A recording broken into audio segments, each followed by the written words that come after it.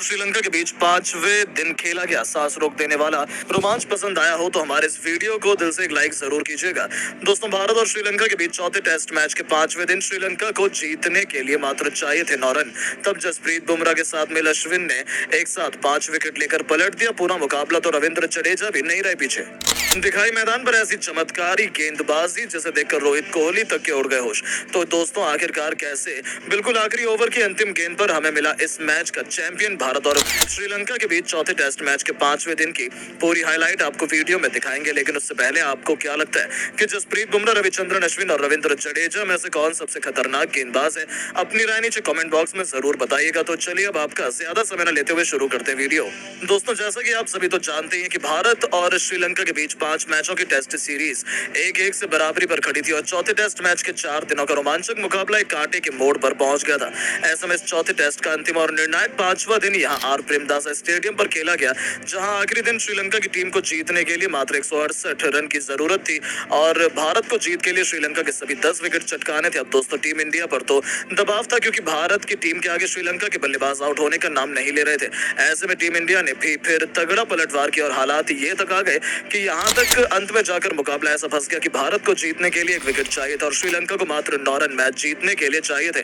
जी हाँ दोस्तों, तो अंतिम ओवर जसप्रीत बुमराह को देखे बिना तो आप भी कहीं मत जाइएगा। हुआ यह था कि रोहित शर्मा ने सभी रणनीति लगा ली, सारे पैतरे आजमा लिए। दरअसल दोस्तों, जब रोहित शर्मा ने इस मुकाबले के पहले दिन टॉस जीतकर बल्लेबाजी करने का फैसला किया था, तब भारत के कप्तान रोहित शर्मा की शतकीय बल्लेबाजी के बलबूते पर टीम इंडिया ने 440 रन बनाए थे और दोस्तों फिर जवाब में उतरी श्रीलंका की टीम ने यहां भारत के खिलाफ 375 रन बनाकर इस मैच को पूरी तरह पलट दिया था और भारत के हाथ में बस बढ़त छोड़ी थी 65 रन की। अब दोस्तों, ये तो समझ आ चुका था कि इस पिच पर बल्लेबाजों को काफी मदद है गेंदबाजों के कंपैरिजन में, लेकिन दोस्तों फिर भारत की जब दूसरी पारी शुरू हुई तो टीम इंडिया को बस यही सोचना था कि 500 के पार कैसे स्कोर को पहुंचाया जाए और दोस्तों भारत की टीम ने यहाँ श्रीलंका के आगे 544 रन का लक्ष्य भी रख दिया, लेकिन ये स्कोर कम पड़ जाएगा इसका अंदाजा किसी को भी नहीं था। दरअसल दोस्तों, हुआ ये कि श्रीलंका की टीम ने चौथे दिन का मैच समाप्त होने तक एंजेलो मैथ्यूज की शतकीय और दिनेश चांदीमल की अर्धशतकीय पारी के बलबूते पर 360 रन बना दिए थे। हालांकि यहाँ पर दिन के अंत तक इन दोनों बल्लेबाजों का विकेट भी गिर चुका था,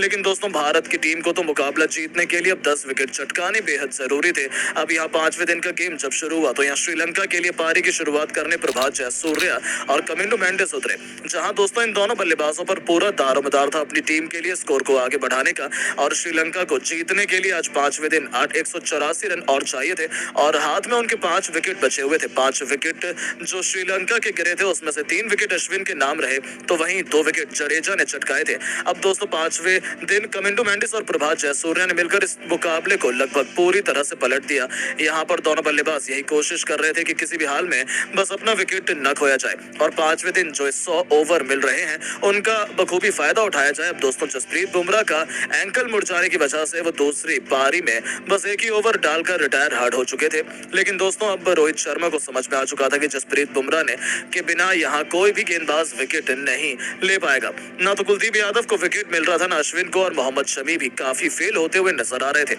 अब दोस्तों 184 रन बनाने हो और तभी जसप्रीत बुमराह को बुलाया गया बीच मैदान पर, जहां बुमराह को न सिर्फ यहाँ स्कोर को रोकना था बल्कि अपनी टीम को जिताना भी था। अब जसप्रीत बुमराह आए और उन्होंने आते संग कमिंडो मेंडिस का विकेट गिरा दिया, जो कि इस मुकाबले में 56 रन बनाकर आउट हुए। हालांकि कमिंडो मेंडिस के आउट होने के तुरंत बाद मैदान पर उतरे धनंजय डिसिल्वा, जहां धनंजय डिसिल्वा और प्रभात जयसूर्या के बीच साझेदारी आगे बढ़ पाती है। उससे पहले इसी 48वें ओवर की छठी गेंद पर जसप्रीत बुमराह ने धनंजय डिसिल्वा को भी आउट कर दिया, जो कि मात्र 2 रन बनाकर ही चलते बने। अब दोस्तों यहाँ श्रीलंका की टीम ने 7 बड़े विकेट गंवा दिए थे। भारत की टीम लगभग वापसी करती हुई नजर आ रही थी। अब 3 विकेट मात्र शेष बचे हुए थे भारत को जीतने के लिए, लेकिन दोस्तों जिस बात का डर था इसमें बीच मैदान पर वही हुआ। यहाँ जसप्रीत बुमराह ने तो आकर अपना काम कर दिया, लेकिन सामने कोई भी गेंदबाज विकेट लेने के बजाय रन ही पड़वा दे रहा था और जिसका खामियाजा ये हुआ, प्रभात जयसूर्या ने इस मुकाबले में 74 रन की पारी खेल डाली और श्रीलंका की टीम लगभग जीत की दहलीज पर खड़ी हुई थी।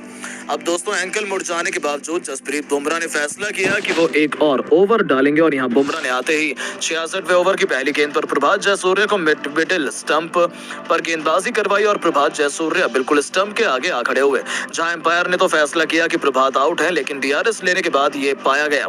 कि प्रभात जयसूर्या का डीआरएस लेने का फैसला व्यर्थ है है और वो सही में आउट थे और यहाँ एलबीडब्ल्यू आउट हो जाने के बाद प्रभात जयसूर्या के रूप में श्रीलंका की टीम को ये 8वां बड़ा झटका लगा और 74 रन श्रीलंका के लिए प्रभात ने बनाए। अब दोस्तों श्रीलंका को मात्र इस मुकाबले में जीतने के लिए 56 रन की जरूरत थी और यहाँ विश्वा फर्नांडो के साथ असिता फर्नांडो मैदान पर टिके हुए थे और भारत को मैच जिताने के लिए 2 विकेट शेष और चाहिए थे। अब दोस्तों अगला विकेट नामो रविंद्र जडेजा ने विश्वा फर्नांडो को हाथ खोलने का मौका दिया और डीप कवर्स पर खड़े विराट कोहली ने यह शानदार कैच लपक कर श्रीलंका की टीम को 9वां बड़ा झटका दिया और विश्वा फर्नांडो इस मुकाबले में 19 रन बनाकर आउट हुए। अब दोस्तों श्रीलंका को 37 रन मात्र चाहिए थे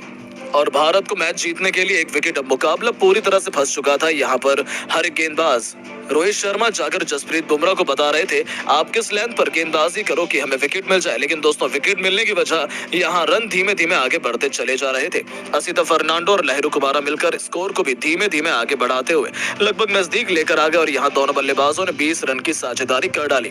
अब यहाँ श्रीलंका को मैच जीतने के लिए बस 17 रन चाहिए थे और विकेट मिलने का नाम नहीं ले रहा था। अब दोस्तों यहाँ अगर श्रीलंका के खिलाफ विकेट भारत को चाहिए था तो एक नई रणनीति रोहित शर्मा ने बनाई, जहां उन्होंने सभी खिलाड़ियों को 30 यार्ड के सर्कल के अंदर ही रख दिया और बस 2 खिलाड़ी बाउंड्री के बाहर खड़े रहे। अब दोस्तों यहाँ बल्लेबाजों पर प्रेशर था, एक एक रन फूक फूक कर वो भाग रहे थे, लेकिन दोस्तों यहाँ अब स्कोर और नजदीक पहुंच के 8 रन और हो गए। इन दोनों की साझेदारी में अब श्रीलंका को मात्र 9 रन चाहिए थे इस मुकाबले में जीतने के लिए और दोस्तों भारत की टीम को शेष 1 विकेट। अब यहाँ मैच इतना पेचीदा हो चुका था कि रोहित शर्मा ने आखिरकार जसप्रीत बुमराह को एक और ओवर करवाने के लिए बुला लिया।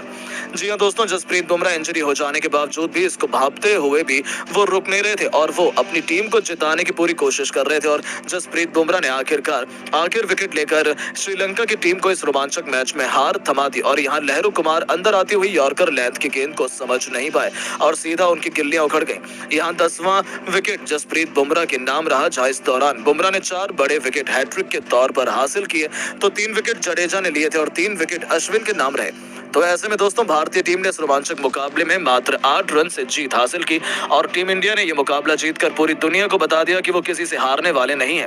बाकी